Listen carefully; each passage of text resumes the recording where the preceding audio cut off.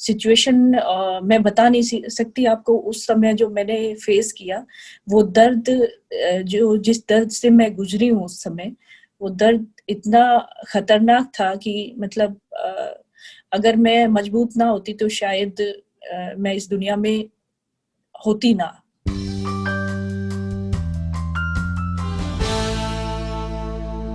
To add some more drama in the controversial house of Big Boss 14, Sonali Fogart is all set to enter the house as a wildcard contestant. Sonali, welcome to spotboy.com.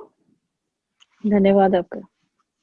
Sonali, सबसे पहले तो ये बताइए क्यों इरादा बनाया आपने कि इस घर में जाना है और लोगों के साथ रहना है अंदर उस घर के?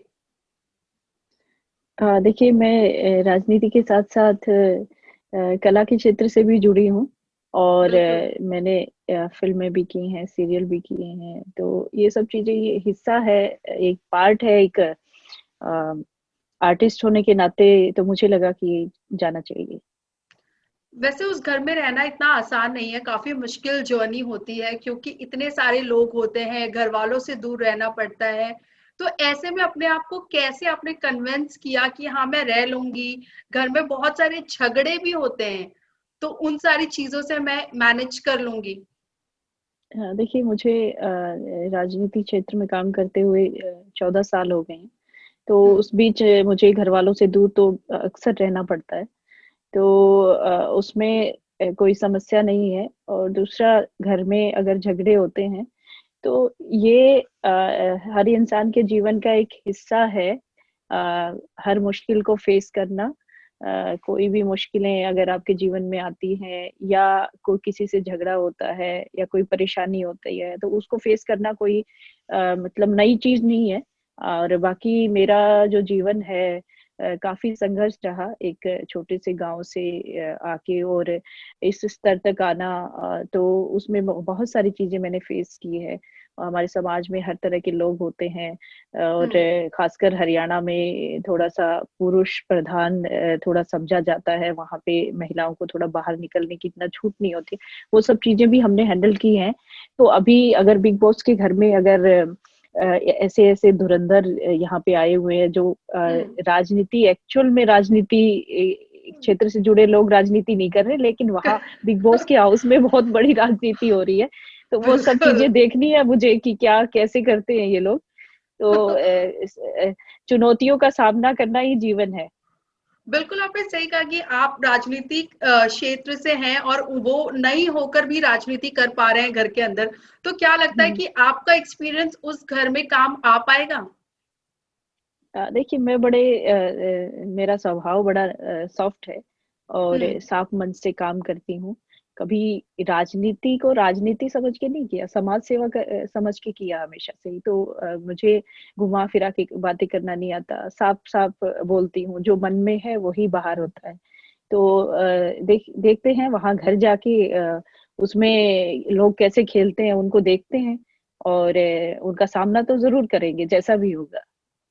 जब से तय हुआ है कि आप घर के अंदर जा रही हैं, क्या इस सीज़न को फ़ॉलो कर रही हैं आप और कौन-कौन से कंटेस्टेंट्स आपको पसंद आ रहे हैं? देखिए मैं बिग बॉस जब स्टार्ट हुआ था फर्स्ट सीज़न से देख रही हूँ, बीच में कई बार काम की वज़ह से हम कुछ नहीं देख पाते।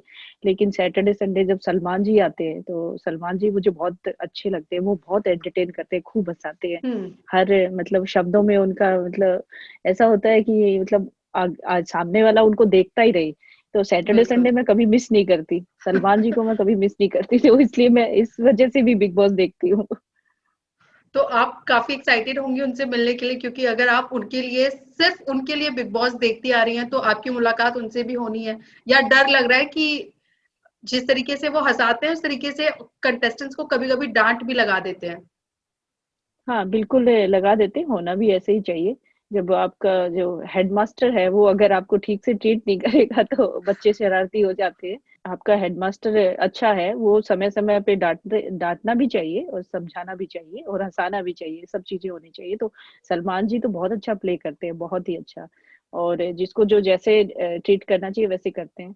और अगर आपका सवाल क्या था? हाँ, ये कि उनसे सलमान मिलने की का। डांट से मिलने की एक्साइटमेंट है या उनकी नहीं, डांट पड़ उनसे सकती है उस चीज का डर है? उनसे मिलने की एक्साइटमेंट है, क्योंकि मेरा मन था बचपन से, मैं धर्म जी की फैन थी कि धर्म जी अच्छा। से मिलना। मैं उनसे मिली और इतना अच्छा लगा उनसे मिलके। वैसे ही सलमान जी को देख के मुझे बहुत अच्छा लगता है। इंडस्ट्री की ये दो चेहरे बहुत पसंद है मुझे। तो हम्म। वैसे भी हम लोग हीरोइन की बजाय हीरो को ज्यादा पसंद करती है लड़कियां। तो धर्म जी और सलमान जी तो मतलब पूरी दुनिया में उनका ऐसा ऐसे फेस है ये लोग कि बहुत लोग प्यार करते हैं उनको। तो सलमान जी से मिलने की एक्साइटमेंट बहुत ज्यादा है मुझे। मैं बहुत प्यार करती हूँ उनसे। और उनको देख के सच में मुझे, मैं बता नहीं सकती मुझे कितनी खुशी मैं अपनी कैसे जाहिर करूं कि उनको देख के मुझे कैसा फील होगा। वैसे अब जब आप घर के अंदर जा ही रही हैं और कंटेस्टेंट्स के बारे में आपको जानकारी होगी, तो क्या लगता है कौन सा एक ऐसा कंटेस्टेंट है जिनके साथ आप दोस्ती करना चाहेंगी और क्यों? देश में एक तो मैं नाम लेना चाहूंगी राहुल वैद्य का, और दूसरा रुबीना अच्छा। का। हाँ, राहुल वैद्य जो है बहुत ही अच्छा खेल रहे हैं और बड़े अच्छे ढंग से खेल रहे हैं। उनकी बातों में कोई ऐसी खराबी नहीं होती कि उसको सुना ना जा सके। और हम्म। रुबीना भी बहुत अच्छा प्ले कर रही है। और रुबीना और उसके हस्बैंड बहुत अच्छा खेल रहे हैं। और दोनों की अंडरस्टैंडिंग काफी अच्छी है। और वो बातों को बड़ा अच्छे तरीके से समझाती भी हैं। और हम्म। हिंदी बहुत अच्छी बोलती है। हाँ, ये तो है कि हिंदी काफी अच्छा बोल हम्म। लेती हैं वो। हम्म। लेकिन साथ ही जैसे आपने बताया कि आपको कौन पसंद आ रहा है, कोई ना कोई आपको नापसंद भी होगा, तो कौन है वो? ऐसा कोई नहीं है कि मुझे नापसंद हो, क्योंकि सब लोग अपना रोल प्ले कर रहे हैं। जिस तरह से जो जिसका जैसा नेचर है वो अपने आप को दिखा रहा है। और हम किसी को बदल नहीं सकते। तो हमें किसी से मतलब नापसंद करने का भी सवाल नहीं होता, क्योंकि अपना अपना रोल सब लोग प्ले कर रहे हैं और अच्छा खेल रहे हैं सब लोग। कुछ एक्स कंटेस्टेंट्स जो पहले के सीजन में रहे हैं, जैसे कि राखी, राहुल महाजन, कश्मीरा शाह, ये सब भी घर के अंदर दोबारा से गए हुए हैं। आपको लगता है इनकी मौजूदगी में आपकी ये जो जर्नी है वो काफी मजेदार होने वाली है? उसमें राहुल महाजन और राखी हैं जैसे। तो उनके समय का सीजन बहुत अच्छा रहा बिग बॉस का ना। हम्म। तो बहुत अच्छा प्ले किया उस समय उन लोगों ने। लेकिन राहुल महाजन अभी चुपचाप भी बैठे रहते हैं, कुछ खास करते नजर नहीं आते। और राखी अच्छा कर रही है। कोई अगर झगड़ा कर रहा है तो उसको बीच में सुलझाने का काम भी करती है। लेकिन कहीं कहीं थोड़ा बहुत गाली वाली भी उनकी आ रही है। तो वो गाली वाली मुझे लगता है कि ठीक नहीं है किसी के लिए। ऐसे सभ्य शब्दों का इस्तेमाल ही होना चाहिए, क्योंकि हम्म। आपको पूरा हिंदुस्तान देख रहा है। बिल्कुल। वैसे घर में खुद के काम खुद करने पड़ते हैं और बाकी घर वालों के भी काम करने पड़ते हैं। तो क्या ये आपके लिए मुश्किल होगा या आपको आदत है, आप कर पाएंगी आसानी से? देखिए, कुछ काम ऐसे होते हैं कि हम कभी करते नहीं हैं, और कुछ काम ऐसे होते हैं रेगुलर कर भी लेते हैं। तो अगर हम एक घर में जा रहे हैं और एक घर में सब लोग एक परिवार की तरह रहते हैं, परिवार का हिस्सा होते हैं, तो उनके लिए काम हम्म। करने में कोई बुराई नहीं है, क्योंकि वो लोग भी कुछ बिल्कुल। ना कुछ कर ही रहे होते हैं। तो सबके लिए करना ही चाहिए। वैसे इस घर में जो भी कंटेस्टेंट जाता है वो अंदर तो पॉपुलर हो ही जाता है, क्योंकि ऑब्वियसली पूरा हिंदुस्तान ही नहीं पूरी दुनिया उन्हें देख रही होती है। बट साथ ही उनसे जुड़े कुछ चीजें हैं जो निकलकर अक्सर बाहर आ जाती है, जैसे हम कंट्रोवर्सी कहते हैं। कोई ना कोई कंट्रोवर्सी जुड़ ही जाती है। तो आप तैयार हैं अगर आपसे जुड़ी कोई भी बात वहां पर डिस्कस होती है नेशनल टेलीविजन पर डिस्कस करने के लिए?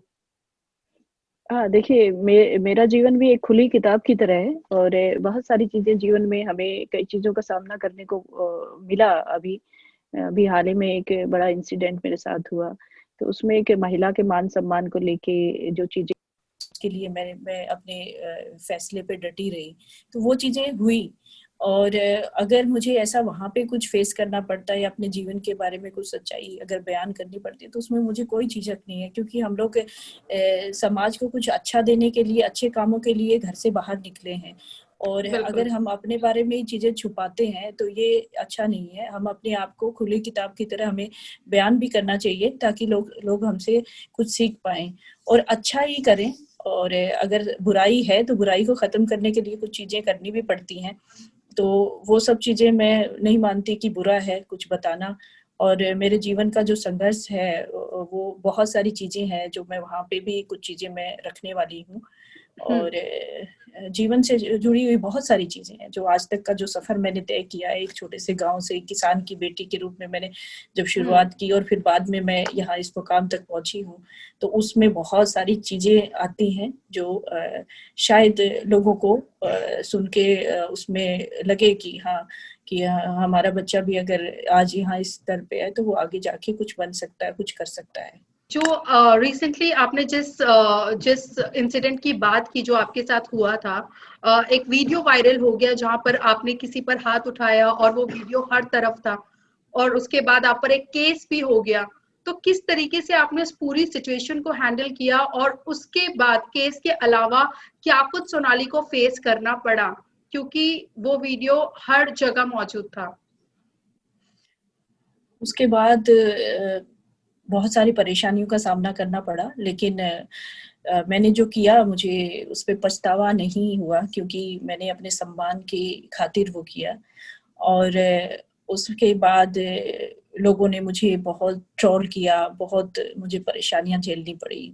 अच्छा। मेंटली टॉर्चर में काफी हुई उस बीच, दिक्कतें बहुत आई। लेकिन जब इंसान सच्चाई के साथ खड़ा होता है और एक खासकर एक महिला जिसके सर पे आदमी का साया नहीं है, हस्बैंड नहीं है, और अकेले वो लड़ रही है समाज से भी, और ऐसे जो गलत लोग हैं जो उसको गलत तरीके से ट्रीट कर रहे थे, अगर उसका उसने सामना किया है तो कैसे क्या क्या चीजें फेस करनी पड़ती है। वो सिचुएशन मैं बता नहीं सकती आपको। उस समय जो मैंने फेस किया, वो दर्द, जो जिस दर्द से मैं गुजरी हूँ उस समय, वो दर्द इतना खतरनाक था कि मतलब अगर मैं मजबूत ना होती तो शायद मैं इस दुनिया में होती ना। अच्छा, इतना मुझे इतना मेंटली आपको इफेक्ट किया था हाँ, वो इतना सारा? मेंटली मुझे सफर करना पड़ा उस बीच, क्योंकि मैं सोशल मीडिया से जब जुड़ी, मुझे काफी साल हो गए। पहली बार सोशल मीडिया पे लोगों ने मुझे ट्रोल किया और गंदे शब्द। अच्छा। मुझे उन चीजों की आदत नहीं रही कभी, क्योंकि घर परिवार में बहुत ही अच्छा और सभ्य माहौल मिला और लोग भी समाज में बहुत पसंद करते हैं कामों की वजह से। लेकिन एक ये बीच में इंसिडेंट ऐसा आया कि लोगों ने बहुत ट्रोल किया, लेकिन उससे निकल चुकी हूँ और वही सम्मान वापस मिल रहा है। और लोग मेरा साथ दे रहे हैं कि अभी आपने अपने सम्मान के लिए लड़ाई लड़ी है और आप सही हैं। क्या वो केस खत्म हो चुका है या वो अब भी चल रहा है? नहीं, केस चल रहा है, केस चल रहा है। वैसे सोनाली, हमने उस वीडियो में देखा था कि आपने उनके ऊपर हाथ इसलिए उठा दिया क्योंकि आपका कहना ये था कि उन्होंने एक महिला के खिलाफ, आपके खिलाफ कुछ कहा। घर में जब लड़ाइयां होती हैं बिग बॉस के, काफी कुछ ऐसे अपशब्द लोग एक दूसरे को बोल जाते हैं हीट ऑफ द मोमेंट में, जो बर्दाश्त के बाहर हो जाता है। ऐसे में आप अपने आप को कैसे कंट्रोल करेंगी? क्योंकि घर के अंदर तो किसी पर हाथ उठाना, फिजिकल वायलेंस बिल्कुल भी एक्सेप्टेड नहीं है बिग बॉस को। देखिए, वैसे शब्द तो कोई नहीं बोल सकता। अच्छा। एक आदमी, हाँ, वैसे शब्द बिग बॉस में के हाउस में नहीं बोले जाते। वो जो शब्द उसने इस्तेमाल किए वो बहुत ही घटिया स्तर के थे। बिग बॉस के इतिहास में मैंने नहीं देखा ऐसा कुछ, ऐसे शब्द किसी ने बोला हो। और गलत तो गलत होता है और गलत का सामना करना चाहिए हमेशा। और इस ऐसा है कि हाथ वाथ उठाना और ये सब चीजें बिग बॉस के घर में ये सब अलाउड नहीं है नहीं वहां है। पे। और वहां पे ऐसे शब्द भी मुझे नहीं लगता इस्तेमाल होते हैं। मैंने नहीं सुना, 14 साल हो गए हैं बिग बॉस को चलते हुए, तो वैसे शब्द नहीं वहां पे इस्तेमाल होते। तो आप ये कह रही हैं कि आप अपने गुस्से को कंट्रोल कर लेंगी अगर जरूरत पड़ी तो, देखिए, या? गुस्सा, गलत के खिलाफ कुछ बोलना पड़े तो मैं जरूर बोलूंगी। और बीच में अगर कोई गाली गलौज करता है तो उसका भी जवाब हम देंगे। और दूसरा, अगर मतलब वो अलग चीज थी, उसका केस मतलब कोर्ट में है, चल रहा है, इसलिए मैं उस विषय पे बात नहीं करना चाहती। वो कोर्ट का मैटर है, उस पे तो हम कुछ बोल नहीं सकते। और वैसा वो जो अब मैं उसी का नाम फिर आ जाता, उस पुरुष ने जो जो चीजें बोली वो कोई भी ना कोई सुन सकता ना बोल सकता, कोई किसी सरेआम नहीं बोल सकता वो चीज। सोशल मीडिया स्टार भी रही हैं आप, काफी आपके टिकटॉक पे जो वीडियोस बनते थे लोगों को पसंद आते थे, काफी अच्छी फैन फॉलोइंग भी थी, लाखों में लोग आपको फॉलो करते थे। सो जब वो एप्लीकेशन बंद हुआ तो किस तरीके से आपने रिएक्ट किया? आपको लगा कि वो फॉलोअर्स अब कैसे मिलेंगे, या कुछ किस तरीके के इमोशंस आपके बाहर आए उस मोमेंट? देखिए, सोशल मीडिया में सबसे ज्यादा इस्तेमाल मैं फेसबुक को करती हूँ। फेसबुक अच्छा। ही रहता है मेरा। अभी भी मैं इंस्टा पे अभी मैंने शुरू किया है। अच्छा। मुझे ज्यादा टाइम नहीं हुआ, क्योंकि हम जैसे मेरा पॉलिटिकल जब चीजें होती है वो पोस्ट करती हूँ, और हर बिल्कुल। कार्यक्रम मेरे लाइव करती हूँ मैं। तो इंस्टा पे भी मेरा ज्यादा नहीं था, हम लोगों को इतना नॉलेज नहीं है वहां पे, तो हम लोगों ने अभी शुरू किया। और टिकटॉक का जब मैं शूट करने के लिए कभी कभी मुंबई आया करती, तो उस समय मैंने जैसे टिकटॉक मैंने दूसरी लड़कियों को देखा, तो मैंने टिकटॉक अपना डाउनलोड किया और शुरू कर दिया। तो मुझे उसका कोई ज्यादा मुझे खुशी नहीं हुई उसको ज्वाइन करने की, ना ही मुझे उसको छोड़ने की खुशी हुई, क्योंकि वो जो वीडियोस मैंने वहां पे डाले थे, वो वीडियोस तो थे मेरे पास सारे, और वहां पे अच्छा। जो लोगों की प्रतिक्रिया आती थी वो अच्छी थी, कि लोग देखते थे, मुझे भी अच्छा लगता था। लेकिन वही चीज मैं इंस्टाग्राम और फेसबुक पे भी डाल सकती हूँ, और इतने सारे ऐप अभी आए हुए हैं कि हम वैसा ही सेम टिकटॉक की तरह वीडियो बना के कहीं भी डाल सकते हैं। और इतने सालों से हम लोग ये सब चीजें तो कर रही हैं, फोटोग्राफी, वीडियोस, ये सब कर ही रहे हैं। तो टिकटॉक का ज्यादा मुझे कोई दुख नहीं हुआ। और देश के लिए अगर ऐसी चीजें कुर्बान करनी पड़े तो 100 बार करेंगे हम, मुझे बिल्कुल भी दुख नहीं हुआ इसका। ओके। लास्टली, इस जर्नी से आपको लगता है कि आपका पॉलिटिकल करियर इफेक्ट हो सकता है? क्योंकि अंदर जब आप जाएंगी तो आपकी निजी जिंदगी भी लोगों के सामने खुलकर आएगी। आपको लगता है कि क्या वो इम्पैक्ट करेगा आप पर? नहीं, ऐसा कुछ नहीं है कि मेरे बारे में जितने लोग मुझसे जुड़े हैं सब जानते हैं। जो लोगों को नहीं पता चला मेरे जीवन के बारे में, तो बिग बॉस के जरिए मैं चाहती हूँ कि सबको पता चले कि मैं क्या हूँ, कहाँ से आई हूँ और क्या मैं कर रही हूँ। और दूसरा, मुझे कोई डर नहीं है कि मेरे जीवन के बारे में अगर पता भी चले तो कोई ऐसी, मेरा जीवन बड़ा साफ सुथरा रहा है, और मेरा सारा परिवार मेरे साथ अच्छे से जुड़ा हुआ है, सब सपोर्ट करते हैं। तो मेरे जीवन के बारे में संघर्ष काफी रहा है, काम को लेके बहुत सारी चीजें मुझे झेलना पड़ा। तो वो चीजें और अगर दुनिया के सामने आती है तो उसमें मैं कोई बुराई नहीं समझती। बस एक ही बात जानती हूँ कि जाटनी हूँ हरियाणा की। और वो जो गुरदास मान का गाना जो आपने सुना होगा कि हरि मैं हरियाणा की जाट, प्यार की हामी भर लूंगी, गणी 3-5 मत करियो, गोडा नीचे धर लूंगी। तो यही है मेरा रूल, गणी 3-5 मत करियो, गोडा नीचे धर लूंगी। यही है स्ट्रेटेजी। सोनाली, बहुत अच्छा लगा आपसे बात करके। All the very best. Thank you. Thank you. Please thank take you. Care. धन्यवाद हैव अ आपका। Good journey. Bye. Take care.